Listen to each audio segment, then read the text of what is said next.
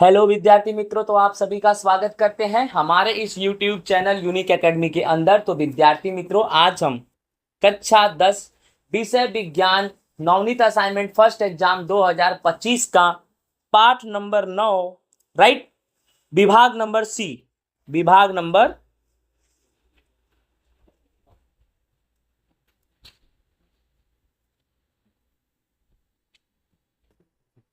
विभाग number C. Okay, पहला question है, प्रकाश के मूलभूत गुणधर्म लिखिए और समझाइए। तो विद्यार्थी मित्रों, प्रकाश के मूलभूत गुणधर्म क्या है?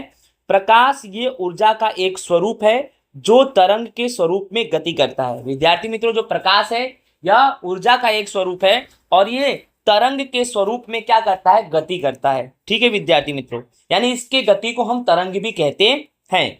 विद्युत चुंबकीय स्वरूप के तरंगों के स्वरूप में पहचाना जाने वाला प्रकाश की तरंगों को फैलाने के लिए द्रव की आवश्यकता नहीं होता है, जिससे उन्हें अयांत्रिक तरंग भी कहते हैं। द्रव का मतलब होता है कोई पदार्थ, राइट ना, आवश्यक नहीं होता है, राइट। यानी जो विद्युत चुंबकीय यानी जो प्रकाश की जो तरंगे होती है ना, वह विद्युत चुंबकीय स्वरूप में होती है, राइट ना। इनके प्रकाश की तरंगों को फैलाने के लिए किसी भी पदार्थ की आवश्यकता नहीं होती है। स्वयं से कोई भी यंत्र की जरूरत नहीं पड़ती है, इन्हें कोई भी एक्स्ट्रा ऊर्जा की आवश्यकता नहीं पड़ती है। इसीलिए ऐसे तरंगों को हम अयांत्रिक तरंग भी कहते हैं। अब प्रकाश शून्यावकाश में वेग यानी प्रकाश का वेग शून्यावकाश में 3 × 10⁸ ms-1 है। जब प्रकाश एक पारदर्शक माध्यम में प्रवेश करता है तब उसकी गति में घटाव आ जाता है। यह उसके माध्यम के प्रकार पर आधारित होता है। विद्यार्थी मित्रों, जब भी प्रकाश किसी पारदर्शक माध्यम में प्रवेश करता है तब प्रकाश की जो गति होती है, राइट, जो उनके तरंगों की गति होती है, उसमें क्या होता है? एक स्पीड जो होती है ना, उसमें कमी आ जाती है और यह कमी माध्यम के प्रकार पर आधारित होता है। ठीक है, कि वह पदार्थ कैसा है। सामान्य पदार्थ के कद की तुलना में दृश्य प्रकाश की तरंग दैर्घ्य से बहुत छोटी होती है। यानी सामान्य पदार्थ का जो कद होता है, राइट ना, उसकी तुलना में दृश्य प्रकाश की तरंग दैर्घ्य से बहुत छोटी होती है। इस स्थिति में प्रकाश तरंगों का एक बिंदु से दूसरे बिंदु को जोड़ते हुए एक सीधे पथ पर चलते देखा जा सकता है। यानी जो प्रकाश होता है वह उस एक बिंदु से होकर दूसरे बिंदु तक जाता है, अर्थात प्रकाश की जो किरणें हैं एक बिंदु से दूसरे बिंदु को जोड़ती हैं और एक सीधे पथ पर जाती हैं।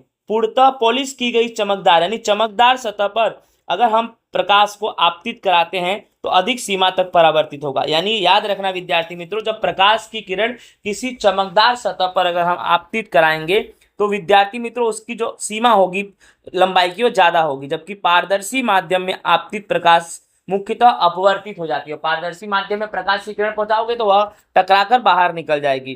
प्रकाश किरणों को गोलाकार दर्पण और लेंसों द्वारा फोकसित और भी फोकसित किया जा सकता है। अर्थात जो प्रकाश की किरणें हैं उनको गोलाकार दर्पणों, कांचों में और लेंसों के द्वारा फोकसित और विकसित किया जा सकता है। ओके विद्यार्थी मित्रों, आई होप आपको अच्छे से समझ में आ गया होगा। अब चलते हैं हम क्वेश्चन नंबर 2 पे। आप स्क्रीनशॉट इसका पढ़ सकते हैं, राइट ना। Question number 1। क्वेश्चन नंबर 2 हमारा क्या है? गोलाकार दर्पण के संदर्भ में निम्नलिखित शब्दों की परिभाषा दीजिए। पहला नंबर वक्रता केंद्र, दूसरा नंबर मुख्य केंद्र, तीसरा नंबर केंद्र लंबाई। वक्रता केंद्र किसे बोलेंगे? एक गोली दर्पण के परावर्तक पृष्ठ का केंद्र जो एक खोखले गोले का भाग होता है उसे गोली दर्पण का वक्रता केंद्र कहते हैं। वक्रता केंद्र किसे कहते हैं? जैसे कोई एक गोली दर्पण आपके पास है तो उसका वह पृष्ठ जो परावर्तित होता है उस पृष्ठ का केंद्र जो एक खोखले गोले का एक भाग होता है उसे गोली दर्पण का वक्रता केंद्र कहते हैं। वक्रता केंद्र को C से दर्शाया जाता है। मुख्य केंद्र किसे बोलेंगे? तो अवतल दर्पण पर यानी मुख्य अक्ष के समांतर प्रकाश की किरणें दर्पण द्वारा परावर्तित होकर मुख्य अक्ष के जिस बिंदु पर पड़ती हैं उसे मुख्य अक्ष कहते हैं। इसे F से दर्शाते हैं। तो विद्यार्थी मित्रों, अवतल दर्पण का जब आप उपयोग करोगे तो जो भी मुख्य अक्ष के समांतर प्रकाश की किरणें अवतल दर्पण से परावर्तित होकर मुख्य अक्ष के जिस बिंदु पर पड़ती हैं उसे फोकस पॉइंट कहते हैं। ओके, अब केंद्र लंबाई क्या है? इसे फोकस दूरी भी कहते हैं। केंद्र लंबाई को फोकस दूरी भी कहते हैं।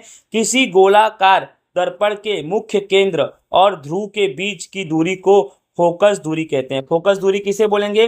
तो फोकस दूरी अर्थात किसी गोलाकार दर्पण के मुख्य केंद्र और ध्रुव के बीच, याद रखना, गोलाकार दर्पण के मुख्य केंद्र और ध्रुव P के बीच की जो दूरी है उसे फोकस दूरी कहते हैं। इसे विद्यार्थी मित्रों हम F से दर्शाते हैं। आई होप विद्यार्थी मित्रों क्वेश्चन नंबर 2 भी आपको अच्छे से समझ में आ गया होगा। अब चलते हैं हम क्वेश्चन नंबर 3 पे। किरण आरेख का उपयोग करके वक्रता केंद्र से दूरी पर अवतल दर्पण के सामने किसी वस्तु को रखने पर बनने वाले प्रतिबिंब का स्थान, प्रकार और परिणाम आकृति द्वारा समझाओ। विद्यार्थी मित्रों ये रहा आपका आकृति, ठीक है। अब इसमें आकृति आपको ऐसे ही बनाना है, राइट। पहले तो समझो कि अवतल दर्पण, ये जो तुम्हारा है ना, ये अवतल दर्पण है। क्या है तुम्हारा? ये अवतल दर्पण है, ठीक है। अब इस पर यह अवतल दर्पण है। अब देखो इसमें वस्तु का स्थान, तो C अर्थात वक्रता केंद्र से दूर, राइट ना। ये जो है ना AB वस्तु का स्थान, C अर्थात वक्रता केंद्र से दूर, राइट। ये देखो ये C यानी वक्रता केंद्र, उससे दूरी पर ये AB बनेगा। परावर्तन स्थान F और C के मुख्य केंद्र और वक्रता केंद्र के बीच, यानी F और C के बीच परावर्तन स्थान F और C के बीच, ये F ये C इसके बीच में, ठीक है। फिर परावर्तन का प्रकार, तो वास्तविक और उल्टा प्रतिबिंब बनता है। वास्तविक और उल्टा, देखो ए बी वस्तु है, यहाँ पर B डैश A डैश, उल्टा, वास्तविक और उल्टा। ओके विद्यार्थी मित्रों, I hope question number 3, right. एक क्वेश्चन और है इसमें। परावर्तन का आयाम, तो वस्तु से छोटा प्रतिबिंब बनता है। यहाँ पर जो प्रतिबिंब बनेगा वस्तु से छोटा, देखो AB वस्तु कितना बड़ा है और देखो B डैश A डैश छोटा, राइट ना। इस तरह से विद्यार्थी मित्रों हमारा ये क्वेश्चन नंबर 3 होता है पूरा। आई होप विद्यार्थी मित्रों आप सभी को अच्छे से समझ में आ गया होगा। क्वेश्चन नंबर 4, किसी आरेख का उपयोग करके जब किसी वस्तु को 2F पर उत्तल लेंस के सामने रखा जाता है तो बनने वाले प्रतिबिंब का स्थान, प्रकार और परिणाम दर्शाइए, ठीक है। ये रहा आपका डायग्राम आप ध्यान से देखना। इसमें वस्तु का स्थान कहाँ बनेगा? तो 2F पर बनेगा। देखो वस्तु कहाँ बन रही है? 2F पर। और प्रतिबिंब का प्रकार कैसा होगा? इसमें वास्तविक और उल्टा प्रतिबिंब बनता है। वास्तविक और उल्टा, देखो ये AB वस्तु है, देख लो ये प्रतिबिंब कैसा बना है इसका, वास्तविक और उल्टा। प्रतिबिंब का स्थान, तो वस्तु की विपरीत दिशा में 2F से दूर बनता है।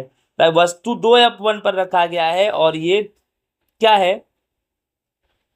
2F2 से दूर बनता है। ये 2F2 है, उससे दूर बनता है, ठीक है, राइट। परावर्तन का आयाम, तो वस्तु के साइज जितना ही प्रतिबिंब बनता है। देख लो इसमें जितनी बड़ी वस्तु है उतना बड़ा ही प्रतिबिंब है विद्यार्थी मित्रों, ठीक है विद्यार्थी मित्रों। आई होप आपको क्वेश्चन नंबर 4 भी समझ में आ गया होगा, राइट। अब हम पढ़ेंगे क्वेश्चन नंबर 5। अवतल दर्पण के उपयोग लिखे। तो अवतल दर्पण के निम्नलिखित उपयोग है। इसका उपयोग टॉर्च बनाने में, सूर्य लाइट के वाहन, राइट, सूर्य लाइट बनाने में, सोलर लाइट बनाने में, हेडलाइट बनाने में किया जाता है। फिर दाढ़ी बनाते समय एवं मेकअप करते समय जिस दर्पण का उपयोग हम करते हैं ना, उसका भी वो ही अवतल दर्पण होता है, राइट। दाढ़ी बनाते समय, मेकअप करते समय जिस कांच का आप उपयोग करते हो वह अवतल दर्पण होता है। फिर दांत के डॉक्टर मरीजों के दांतों को बड़े साइज में देखने के लिए जिसका उपयोग करते हैं वही अवतल दर्पण होता है। फिर सूर्य भट्टियों में बड़ा अवतल दर्पण का उपयोग करा जाता है जिससे सूर्य प्रकाश को केंद्रित किया जा सके। जो आपके पास कंपास बॉक्स होता है ना, तो कंपास बॉक्स में गिलोरी कांच होता है, उस पे आप सूरज की प्रकाश की रोशनी जब लोगे ना तो बाहर एक किरण सिर्फ निकलती जिससे कागज भी जलाया जा सकता है, ठीक है। फिर डॉक्टर हेड मिरर के रूप में मरीज के आँख, कान, नाक और गले को देखने के लिए इसका उपयोग करते हैं। फिर क्या लिखा है? रिफ्लेक्टिंग टेलीस्कोप में बड़े अवतल दर्पण का उपयोग होता है। विद्यार्थी मित्रों ये हमारा अवतल दर्पण का उपयोग। आई होप विद्यार्थी मित्रों आप सभी को अच्छे से ये समझ में आ गया होगा, राइट ना। अब हम पढ़ते हैं क्वेश्चन नंबर 6, राइट। गोली दर्पण द्वारा होने वाले परावर्तन के लिए नई कार्टेशियन संज्ञा प्रणाली समझाओ। ये आपके परीक्षा में आने के फुल चांसेस है। तो गोली दर्पण के द्वारा होने वाले परावर्तन के लिए नई कार्टेशियन संज्ञा प्रणाली निम्न अनुसार है। तो आकृति के अनुसार दर्शाई गई नई कार्टेशियन संज्ञा प्रणाली याम पद्धति या दर्पण के ध्रुव P उद्गम बिंदु के स्वरूप में लिया गया है, राइट। याम पद्धति में x अक्ष के स्वरूप में लेने में आती है और दर्पण ध्रुव के आगे मुख्य अक्ष पर बनाए गए अभिलंब के y अक्ष के स्वरूप में लिया जाता है। राइट विद्यार्थी मित्रों। फिर वस्तु हमेशा दर्पण की तरफ रखी जाती है, अर्थात कि वस्तु पर से आता प्रकाश दर्पण की तरफ आपतित होता है। फिर सभी ही अंतर दर्पण के ध्रुव से मुख्य अक्ष के समांतर मापने में आते हैं। फिर उद्गम बिंदु ध्रुव से तरफ मापे गए सभी ही अंतर धन और उद्गम बिंदु की तरफ मापे गए सभी अंतर ऋण लिए जाते हैं। फिर मुख्य अक्ष के अभिलंब स्वरूप के ऊपर की तरफ मापे गए ऊंचाई को धन में लिया जाता है। फिर लास्ट में है मुख्य अक्ष के अभिलंब स्वरूप में नीचे की तरफ मापे गए ऊंचाई को ऋण लिया जाता है। विद्यार्थी मित्रों, ये बहुत ही आईएमपी है, इसको अच्छे से आप याद कर सकते हो। ठीक है, इसमें क्वेश्चन क्या है आपका कि गोली दर्पण से होने वाले परावर्तन के लिए कार्टेशियन संज्ञा प्रणाली समझाओ। तो ये आपको अच्छे से याद करना पड़ेगा। इसमें कोई भी ऐसा सिस्टम नहीं है जिससे तुम उसे कुछ करो, इसको आपको रट्टा ही मानना पड़ेगा। राइट ना? ओके। और बड़े क्वेश्चन जब आएंगे तो बड़े क्वेश्चन में ये चीज को अच्छे से समझा दिया जाएगा, इसमें आपको नॉर्मली बताना है। राइट, फिर से एक बार इसको समझ जाओ। आपको ये सब लिखने की कोई जरूरत नहीं, आप यहाँ से लिख सकते हो। तो क्वेश्चन क्या है, गोली दर्पण द्वारा होने वाले परावर्तन के लिए नई कार्टेशियन संज्ञा प्रणाली। तो पहला नंबर इसमें यही है, वस्तु हमेशा दर्पण की तरफ रखी जाती है। कहाँ रखी जाएगी? दर्पण के तरफ। जिधर दर्पण होगा उधर ही वस्तु होगा, अर्थात कि वस्तु पर से आता प्रकाश दर्पण पर पड़ सके, यानी वस्तु पे जब आप प्रकाश डालोगे तो कांच पे पड़ना चाहिए। दूसरा, सभी ही अंतर दर्पण के ध्रुव के मुख्य अक्ष के समांतर मापने में आते हैं। राइट। तीसरा, उद्गम बिंदु ध्रुव से मापे गए सभी अंतर धन और उद्गम बिंदु की तरफ से मापे गए सभी अंतर ऋण। ठीक है। फिर मुख्य अक्ष के अभिलंब स्वरूप ऊपर की तरफ मापे गए ऊंचाई को धन लिया जाता है। फिर मुख्य अक्ष के अभिलंब के स्वरूप नीचे की तरफ मापे गए ऊंचाई को ऋण लिया जाता है। या ऊपर बोले तो धन और नीचे बोले तो ऋण। ओके विद्यार्थी मित्रों, नेक्स्ट क्वेश्चन पढ़ते हैं हम। 7वां, एक विद्यार्थी सूर्य प्रकाश में लेंस की मदद से कागज को जलाता है। पहला नंबर, विद्यार्थियों द्वारा जो लेंस का उपयोग होता है वह विद्यार्थी द्वारा जो भी लेंस का उपयोग होता है वह उत्तल लेंस है। ठीक है, क्या है? विद्यार्थियों के द्वारा जो भी लेंस का उपयोग होता है वह उत्तल लेंस है। ओके विद्यार्थी मित्रों, इस घटना में मिलने वाले प्रतिबिंब का स्थान दर्शाइए। तो इस घटना में मिलने वाले प्रतिबिंब का स्थान मुख्य केंद्र पर होता है। राइट। इस घटना की आकृति बनाइए। तो ये रहा आकृति, कागज को जलाने के लिए किस लेंस का उपयोग करेंगे? उत्तल लेंस का। ठीक है, तो आई होप आपको क्वेश्चन नंबर 7 समझ में आ गया होगा। नेक्स्ट क्वेश्चन नंबर 8, सवाल है, एक उत्तल लेंस द्वारा मिलने वाले प्रतिबिंब वास्तविक और उल्टा प्रतिबिंब लेंस से 50 सेंटीमीटर दूर पर मिलता है। यदि प्रतिबिंब का परिणाम वस्तु के परिणाम जितना ही मिले तो उस वस्तु के उत्तल लेंस से कितनी दूरी पर, उस वस्तु को उत्तल लेंस से कितनी दूरी पर रखी जानी चाहिए। पहले यहाँ उत्तल लेंस द्वारा वस्तु का वास्तविक और उल्टा वस्तु का साइज जितना प्रतिबिंब मिलता है, जिससे वस्तु को 2f1 के ऊपर ही रखना चाहिए।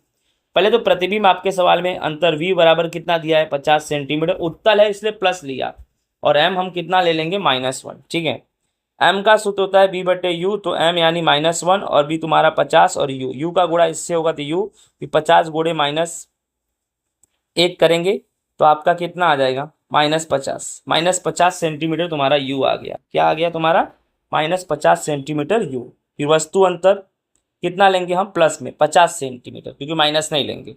उत्तल लेंस है, फिर b बराबर 2f होगा, उसके हिसाब से 50 सेंटीमीटर, यानी 2f बराबर 50 सेंटीमीटर। तो f बराबर 50 और ये 2 नीचे आ जाएगा तो f बराबर 25 सेंटीमीटर, यानी 0.5 मीटर। अब पावर क्या होगा? 1/f, तो 1/0.25। ठीक है, यानी 0.25 को 25 लेंगे तो ऊपर 100 आएगा, और 100 को 25 से भाग देंगे तो 4 डायोप्टर आएगा। तो वस्तु के उत्तल लेंस पर 50 सेंटीमीटर की दूरी पर अगर रखा जाए तो पावर 4 डायोप्टर आएगा। कितना डायोप्टर आएगा? 4 डायोप्टर। ठीक है, राइट। सवाल समझ में आ रहा है ना? सबसे पहले ये 50 सेंटीमीटर मान लिया, ये -1 मान लेने का, तो m -1, इसके नीचे कुछ नहीं तो 1, u का गुणा इससे करेंगे तो -u आएगा, और 1 का गुणा 50 से करेंगे तो 50, तो यानी u बराबर -50 आया। तो हम u बराबर कितना u बराबर -50 आया। देखो u बराबर -50 सेंटीमीटर आया, लेकिन हम किस में लिखेंगे? 50 सेंटीमीटर। उत्तल लेंस है इसके हिसाब से। ठीक है, तो इस तरह से u बराबर अपना -50 सेंटीमीटर हो गया। अब उसको 50 सेंटीमीटर हम लिखेंगे, राइट। फिर b बराबर 2f भी होता है ना, तो 2f तुम्हारा ऑलरेडी सवाल में 50 सेंटीमीटर है, राइट। v बराबर आपका सवाल में पहले से 50 सेंटीमीटर है, ठीक है। तो v बराबर 50 सेंटीमीटर, b बराबर 2f होता है, तो f बराबर 50 और 2 ये नीचे आ जाएगा, इस तरह से 25 सेंटी 0.25। बाकी तो आपको समझ में आ ही गया होगा, इस सवाल है, राइट ना।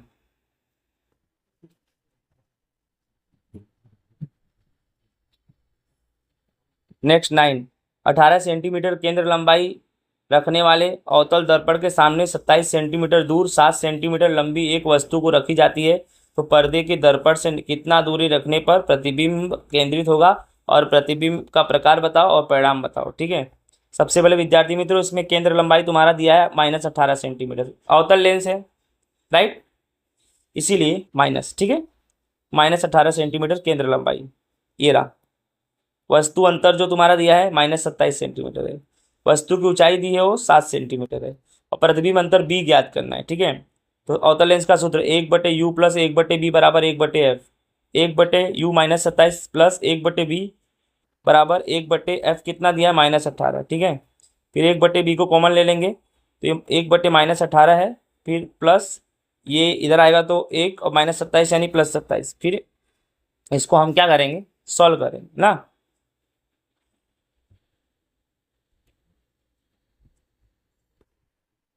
अब इसमें कैसा है, जैसे कि हर समान को, यहाँ 27 है ना, जैसे कि 18 के 18, 18 36, 18 तिया 54, और 27 दूना कितना होगा 54, तो ये 3 से गुणा, तो ऊपर भी 3 से और यहाँ 2 से, एक का गुणा -3 में करेंगे -3 आएगा, प्लस एक का 2 में करेंगे 2 आएगा, बटे में 54, 54 तो 54 बटे में आ गया, ठीक है। यानी आपको ये समझ में आ गया होगा कि माइनस प्लस माइनस 3 में से 2 गया 1, -1 बटे में 54, ठीक है।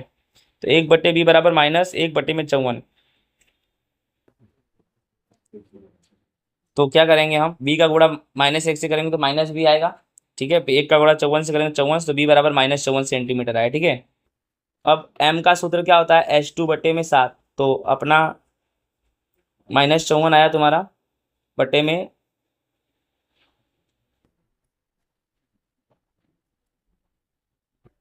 एक मिनट थोड़ा, इसको करने से पहले पहले ये समझते हैं।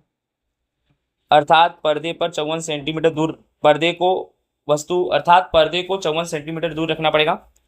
अब m का सूत्र होता है h2/h, और h2 यानी -b, और ये h यानी u होता है, ठीक है। तो m बराबर -b, तो -b कितना, -54 सेंटीमीटर, एंड u कितना है आपका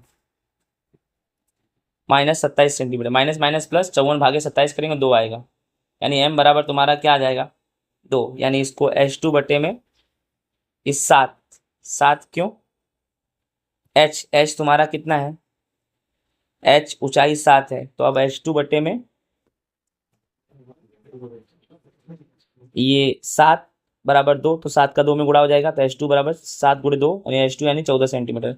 तो प्रतिबिंब की ऊंचाई तथा यह वास्तविक और उल्टा है, प्रतिबिंब की ऊंचाई 14 सेंटीमीटर है, और यह वास्तविक होगा और उल्टा होगा, क्योंकि अवतल लेंस पर बनने वाला वस्तु का प्रतिबिंब हमेशा वास्तविक और उल्टा होता है। तो विद्यार्थी मित्रों, इस तरह से हमारा ये भी सवाल कंप्लीट होता है, राइट ना। नेक्स्ट पढ़ते हैं हम क्वेश्चन नंबर 10। नीचे दी गई आकृति को देखकर प्रश्नों को उत्तर लिखो। ये आकृति है आपके, पहला नंबर, वस्तु अंतर a और केंद्र लंबाई की कीमत ज्ञात करो। तो वस्तु 2f1 पर है, ठीक है। u बराबर r बराबर -15 × 2, राइट, 15 सेंटीमीटर की वस्तु दूरी पर है, और यहाँ पर 2 सेंटीमीटर, तो माइनस क्या, कौन सा लेंस है अपना, ये अवतल लेंस, ठीक है। तो माइनस लगा देंगे, -15 × 2 है -30 सेंटीमीटर, ठीक है पहला, तथा f बराबर +15 सेंटीमीटर ले लेंगे, दिया गया है कारण की लेंस उत्तल लेंस है, इसीलिए प्लस उत्तल लेंस है, ये उत्तल लेंस, ठीक है। तो f बराबर 15 सेंटीमीटर दिया है, राइट। तो -15 × 2 -30 सेंटीमीटर आ गया। अब ए बी वस्तु की प्रतिबिंब दूरी d तथा ऊंचाई h डैश ज्ञात करो। तो वस्तु 2f पर होने से वास्तविक प्रतिबिंब 2f2 पर ही बनेगा, और आपका b दिया है 30 सेंटीमीटर, तो वास्तविक प्रतिबिंब वस्तु जितना ही बनेगा। अब h बराबर 2 सेंटीमीटर तो है ही, तो f से तो, और प्रतिबिंब ऋण होगा ये, तो h डैश बराबर -h, तो h तुम्हारा 2 है, तो -h यानी -2, यानी H1 तुम्हारा होगा -2 सेंटीमीटर। ठीक है, आवर्धन m बताओ। चूंकि प्रतिबिंब वास्तविक है, उल्टा है, वस्तु के समान आकार का ही है, इसीलिए आवर्धन कितना होगा, हमेशा -1 होगा। राइट विद्यार्थी, तो इस तरह से हमारा ये क्वेश्चन नंबर 10। 11वां नंबर, दो खास सहेलियां अंजलि और श्वेता अधिकांतर समय साथ में गुजारते हैं। एक दिन अंजलि ने देखा कि श्वेता को स्कूल में लंच के समय खाते ही दांत में दर्द होता है। अंजलि के पिता डॉक्टर हैं दांत के, जिससे वह श्वेता को, यहाँ श्वेता आएगा, जिससे वह श्वेता को अपने साथ अपने पापा अर्थात पिता के पास ले जाती है। अंजलि के पिता ने श्वेता के मुंह और दांत को दर्पण द्वारा प्रकाश से जांचा। उन्होंने श्वेता को अधिक चॉकलेट और ठंडा पानी पीने को मना किया। इसके बाद श्वेता ने मुंह और दांत का ख्याल रखना शुरू किया। उसने खाने के बाद मुंह में अच्छी तरह से साफ करना और कैल्शियम युक्त दवा खाना शुरू किया। ठीक है, तो दांत का डॉक्टर किस प्रकार के दर्पण का उपयोग करेगा, तो अवतल दर्पण। कौन सा दर्पण, अवतल दर्पण। फिर डॉक्टर ने श्वेता के दांत की चिकित्सा के लिए प्रकाश की किस घटना का उपयोग किया है, डॉक्टर ने श्वेता के दांत की चिकित्सा के लिए प्रकाश के परावर्तन का उपयोग किया है। कौन सा नियम का उपयोग किया, प्रकाश का परावर्तन। अंजलि के कौन से गुण प्रदर्शित होते हैं, अंजलि का यहाँ पर मित्रता, दूसरों का देखभाल और मददगार की भावना यहाँ प्रदर्शित होती है विद्यार्थी मित्रों। इस तरह से राइट ना, हमारा क्वेश्चन नंबर 12 आ गया। किसी वाहन के पीछे दृश्य को देखने के लिए उपयोग में लिया गया उत्तल दर्पण की वक्रता त्रिज्या 3 मीटर है।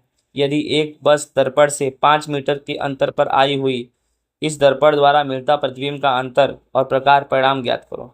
सबसे पहले वक्रता त्रिज्या कितनी है, 3, और वस्तु की दूरी u कितनी है, 5। ठीक है, परावर्तन दूरी ज्ञात करनी है, परावर्तन की ऊंचाई ज्ञात करनी है। तो केंद्र लंबाई f बराबर r/2, r तुम्हारा कितना है, 3, राइट, और 2, तो 3/2 यानी 1.50, ये तुम्हारा f आ गया। अब सूत्र क्या होगा इसका, ठीक है, 1/u प्लस 1/b बराबर 1/f। इसके अकॉर्डिंग 1/b को कॉमन ले लो, तो 1/f बचा और 1/b को कॉमन ले लिया और 1/u को इधर लाएंगे तो -1/u, फिर 1/b 1, f तुम्हारा 1.50 है, माइनस u तुम्हारा है 5। ठीक है, इसको अगर सोल्व करेंगे तो 1/b बराबर, सोल्व करने का तरीका होना चाहिए आपके पास। जैसे कि सपोज करो राइट कि यहाँ पर 5 है ना, जैसे 5 का गुणा इसमें करो तो यही आएगा। फिर ये अपना यहाँ पहले से माइनस है, माइनस माइनस प्लस, इसका गुणा इससे करो, ये आएगा। फिर ये माइनस माइनस तुम्हारा क्या हो गया, 1 मिनट, थोड़ा गलती हो गई।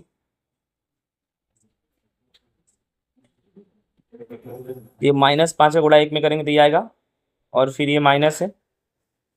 ठीक है, फिर इसका गुणा इससे करेंगे तो जो भी होगा ये एक माइनस ही है, तो यहाँ माइनस आएगा, ये भी माइनस आएगा, माइनस माइनस प्लस हो जाएगा।